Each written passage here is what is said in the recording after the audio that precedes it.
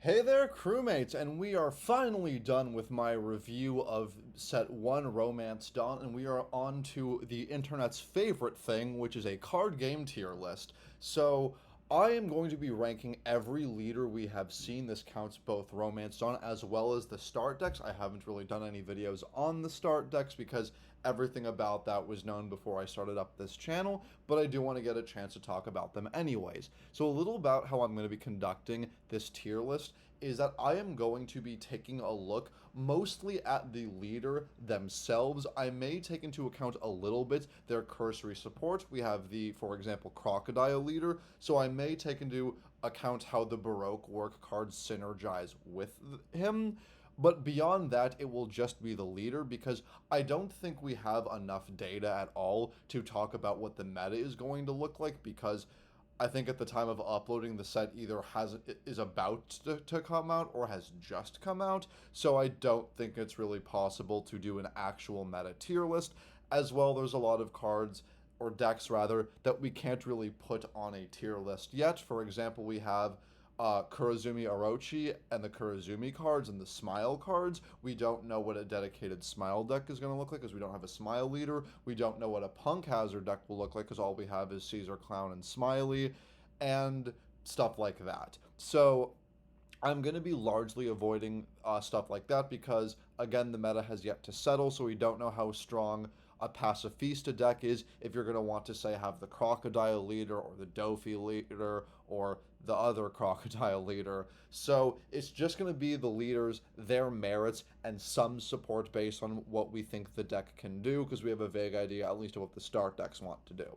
So first off, we are going to be starting off with the Blue Crocodile. So for those of you who don't know, his effect is active during the main phase. You can go Dawn -4, and you can return one character with a cost of 5 or less to the owner's hand. I think that I am going to put this in C tier. I don't think this is bad per se. I just think it's very overcosted with what it wants to do. There are a lot of blue cards that can return to the hand already, and they don't need to go Dawn minus to do it, and they don't need to go Dawn -4 to do it. It's not a bad effect, it is just too costly for what it wants to do, which is why I don't think it's really worth it to put him beyond that. So I'm comfortable with the C. It's not outright bad. You are likely going to be using it at least once in a game, but because blue doesn't have the mana ram, this is probably going to be in the low C as the tier list starts to stabilize. Next for blue, we have Don Quixote Doflamingo. My computer uploaded these in alphabetical order. I was going to do them in start deck order, but I'm just doing it as presented. So, the Doflamingo leader from set 1, as a reminder, if you did not catch my review on the blue card review, the link will be in the description for that. His effect is Dawn 2 when attacking. You can rest. Sorry, this was the one with the. Oh, no, this was a mistranslation. I'm so sorry. It's Dawn 2. When it attacks, you may rest an additional Dawn for a total of 3 that is required for the cost. You can reveal the top card of your deck. If it is a 7 Ward of the Sea, you can play with a cost of 4 or less. You may play it as rest. I think I am going to put this at a B solely because of how many cards in blue are able to sculpt the top of their deck. So I think doing that, if you make a dedicated 7 Warlords deck, it will be a lot easier to sculpt the top as such to ensure that Doflamingo will trigger every time you use it. The reason I'm not putting it any higher is because you need 2 Dawn attached, and this isn't the color where you can attach Rested Dawn, and you need to pay 1 more additionally. So while you have the potential to get a card with a cost of 4 or less, you are effectively paying a cost of 3. Yes, 2 of that cost will be pumping up Doflamingo to 7k, but it's still 3 Dawn that you could potentially have used to play something from your hand to hopefully get a 4 or less that you might have sculpted your way into. So I'm comfortable giving Doflamingo a B. Next, we have the start deck Eustace Kid, whose effect is active during the main phase. You can rest 3 Dawn in your cost area and trash a card from your hand to set himself as active. I think that this is also going to go in the B. I will probably put it just below Doflamingo. I don't think this is a bad effect by any means. I think the problem with it is much like with much like with Crocodile, it is very heavily costed because you have to pay 3 for Kid to be set as active. But the problem is, if you don't pump him up by other ways, he's only going to be a 5k beater, which isn't that impressive. So you're going to need probably 4 Dawn, at least 1 to make him a 6k, probably more. And yes, in the very late stages of the game when you have 10 Dawn, if you really wanted to, you could give him 7, make him a 12k hitter that can attack twice. But even then, that's a hefty cost investment when there are other things you're going to want to do. There are some very solid cards in green of the higher cost, like the SR Kid and the SR Law from Romance Dawn, that are going to make it so there are going to be turns where you're not going to use Kid. I put it above Crocodile but below Doflamingo solely because of, I think, of how consistent you are going to use it. It has a decent impact on the game when it comes up. I just think Doflamingo, because of how much sculpting you can do in blue, will come up more than Kid, but Kid will come up more than Crocodile. So I think this is where I'm comfortable putting the start deck Kid. Next is Trafalgar Law. I think I am going to give Law a high B, but a very high B. This will probably be a B plus. The reason is because, especially in the early stages of the game, having 5 characters is quite an investment, and there aren't a whole lot of ways of being able to cheat in green. They do exist. There is the 5-drop Law that is a blocker, the SR one, that lets you bring something with him, but being able to get 5 characters in play does take a bit of time and quite a bit of Dawn just to get them all on the board. They are susceptible to either being attacked, because a lot of the time you're going to be resting your green cards, or you're going to want to attack with your green cards. So the fact that you could attack into characters to turn off Law's effect, or if you're playing purple, just straight up kill them to turn off Law's effect, or if you're playing blue, return to hand when they least expected. There's a lot of ways to counter it, and it requires setup. So I am keeping it in B solely because I think in terms of the power and the potential it has a lot of it. The fact that you can play a cost of 5 or less from your hand means that you can easily get out a rusher just for multi-attacking. If anything, you can just use it to cheat cards out on your own. If you already have the board of 5 and you either protected or your opponents didn't attack, you could return a character with a cost of 1 and exchange it with a cost of 5, and while you did have to spend 2 to use Law's effect, you still effectively played a 5-drop for 2 and the bounce in that case. So I think Law's a B for high potential, but also such a high investment that is susceptible to removal that I wouldn't really feel like putting it any higher.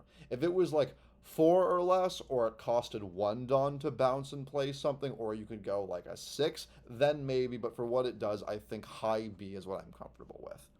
Next is the blue and purple Crocodile, who I'm still very unsure of what I want to do with purple Crocodile. I think very similar to the multicolored Law, he has a lot of potential, and his ability, for those of you who need a quick reminder, is Dawn 1 when you play an event. If you have 4 or less in hand, when you play the event, you can draw 1, and you can only use it once during this turn, but you can use it on either player's turn, so you can get decent draw. I think I'm also going to put this in blue, probably in the same category as Doflamingo. The reason is solely because getting the advantage is good, but you can only do it when you have 4 or less, which is not really a position you want to be in to begin with. And you also have cards like Bond Clay that can search out events, and blue, I think, has a decent amount of, while it doesn't have hard drawing a lot of the time, it has a lot of sculpting, so you can know what you're going to draw into. I think Crocodile is fine, but a lot of the time, with how the meta is shaping up in these very, very early days, you're not going to be having you're going to be having five or more a decent amount of the time, especially with cards like Bon Clay. So I think it is good for what it does. It requires a bit too much setup for me to feel comfortable putting him in anything above a B. I think it's a solid card, and the deck as a whole will look solid, but I don't know if I could make him as a leader an A tier. Next is going to be the purple Kaido, or the blue purple Kaido rather, who is Dawn 1 once per turn. When a opponent's character is knocked out during your turn, you can add a Dawn from your Dawn deck and set it as active. So what's nice about this is a lot of the cards that KO by effect require you to return Dawn to the deck, so you can just play the one you return for either a break even or -1, as opposed to a -2 if you are, say, playing the SR King from the Romance Dawn set. I'm probably going to give this one also a B. I think I'd probably put this below Kaido. I mean, below Crocodile, but above Kid. The reason is because purple can already ramp quite quickly, and because you so far, because you're not playing a high investment Dawn as the leader, but you need a draw into a character that has a lot of Dawn minusing effect, like the Kaido characters, you will hit 10 relatively quickly. So there are times where his effect will either not be used or kind of be redundant. And redundancy isn't bad. You would rather have 10 Dawn than less than that.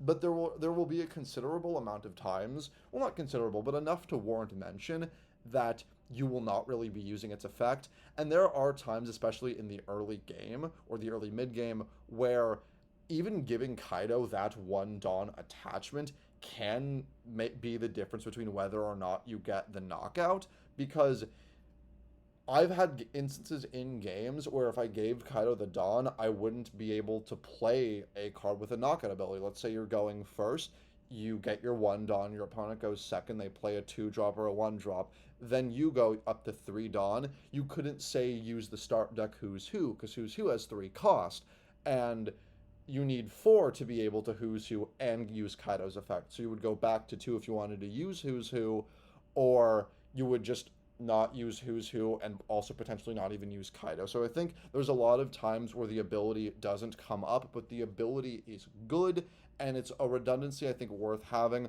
while the deck is still being solved, that I think I'm still comfortable putting it in a B.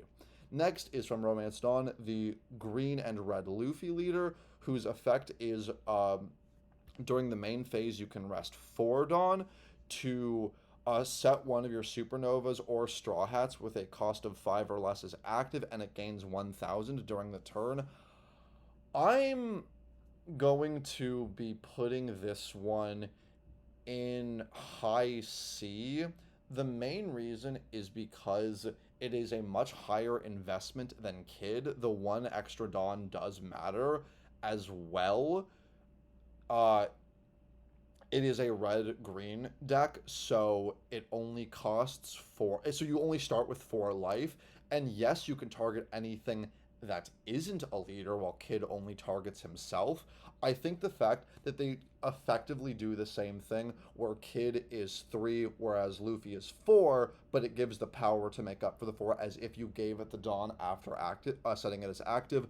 I think these are 2 very comparable cards, but while green-red does open the door to a bigger card pool, it also opens the door to having less life. I think the barrier between Kid and red-green Luffy is probably one of the shortest gaps that we are seeing thus far, but I don't really think that I feel confident enough in putting him higher.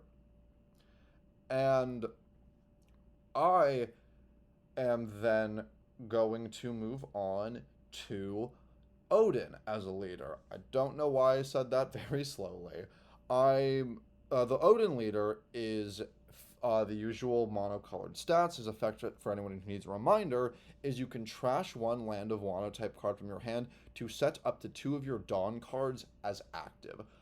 I'm going to be a bit bold with this one. I am going to put it in the S tier. It is discard 1 to reuse 2 Dawn, and yes, you can't use attached Dawn, but it is effectively its own form of Dawn ramping, which we really don't see outside of purple. And while it isn't hard ram because you're just reusing them, you could play a card, use Odin's effect to get rid of a brick, untap the Dawn, and then attach the Dawn. So I think this has a lot of potential. If anything, you can use it as a gambit, where if you don't have anything in your hand, you can just use this effect, discard a card, make your opponent think you have counter events for their turn.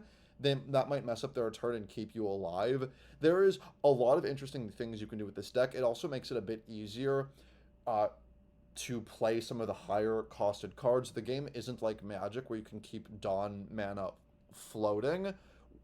So you couldn't play, say, tap 6, use Kozuki Odin's effect, untap 2, and tap 2 more for a total of 8. But if you had 8 Dawn, you could play the 8-drop kid, untap 2, and then, as I said, have the counter events ready, or play another character after that.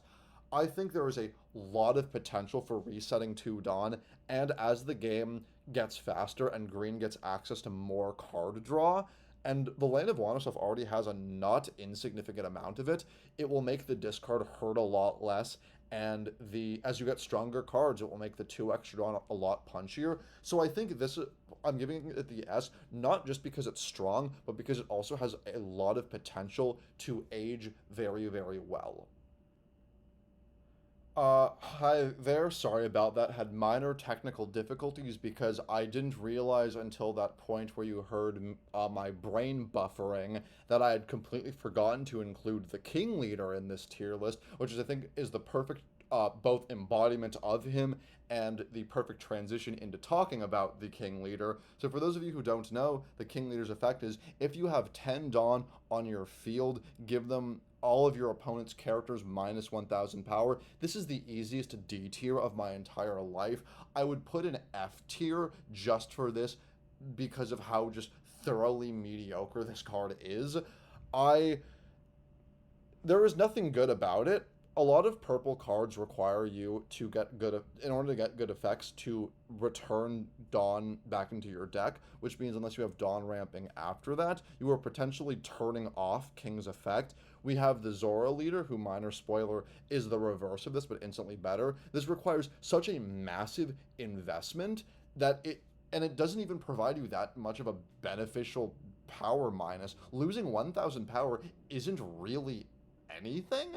The only time where it might even moderately matter is very specifically against the SR Kid that has 8,000 power and forces you to attack into it. But other than that, who really cares about this? Most blockers don't have hyper impressive stats, and reducing them by 1 is just pitiful, and it's a pitiful amount that again requires you to have 10 freaking Dawn. So you can't even use a strong Dawn minus effect if you want to use this.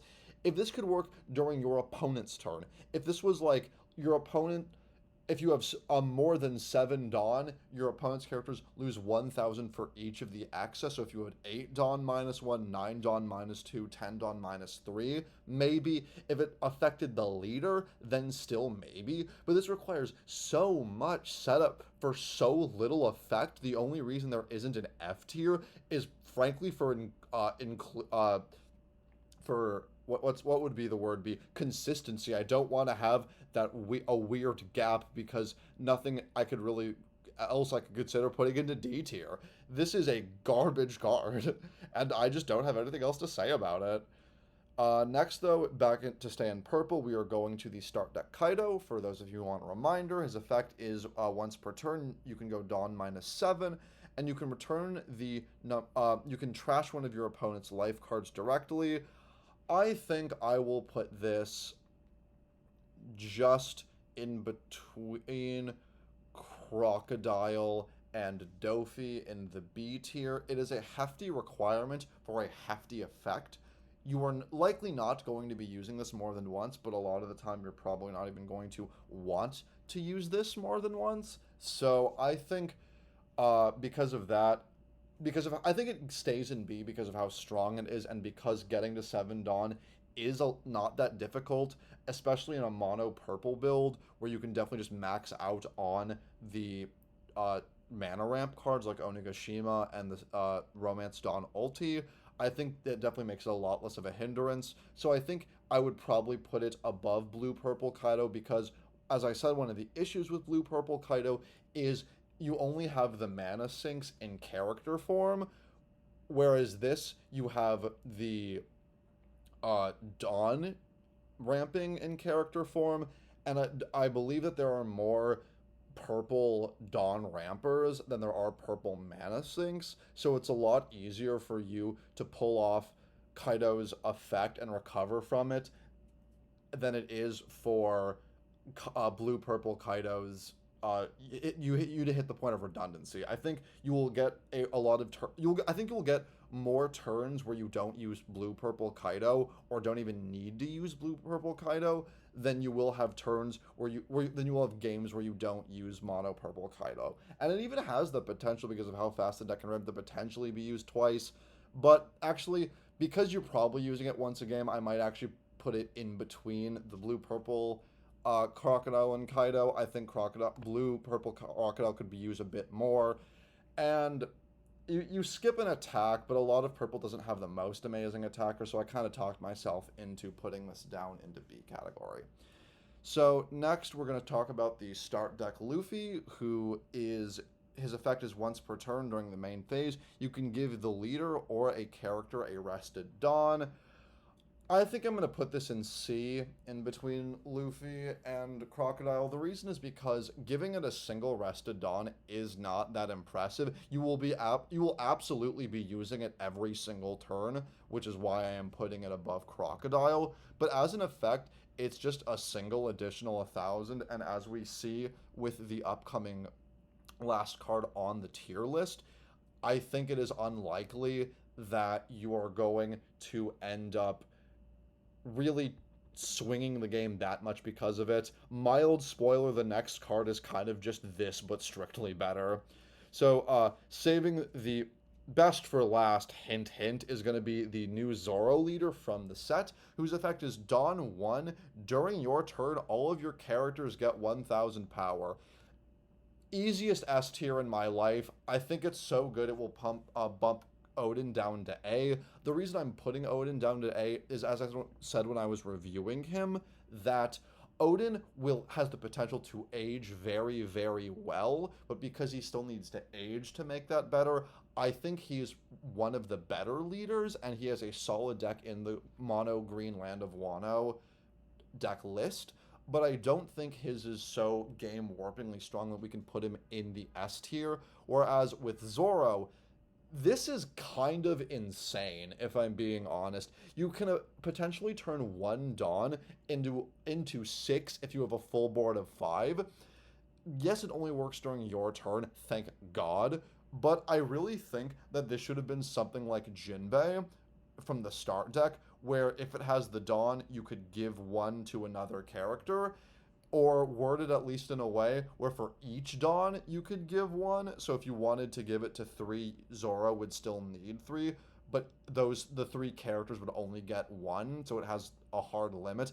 I think just the fact that you can turn one Dawn into a full board pump up at any stage of the game. One of my critiques about King was that it wouldn't even be turned on until turn 4 or 3 if you're lucky with triggers. If at some point in the game they make a card that is a 1-drop with Rush, you could use this if you go second, because you have the 1-drop with Rush, and then you just give Zoro that pump up.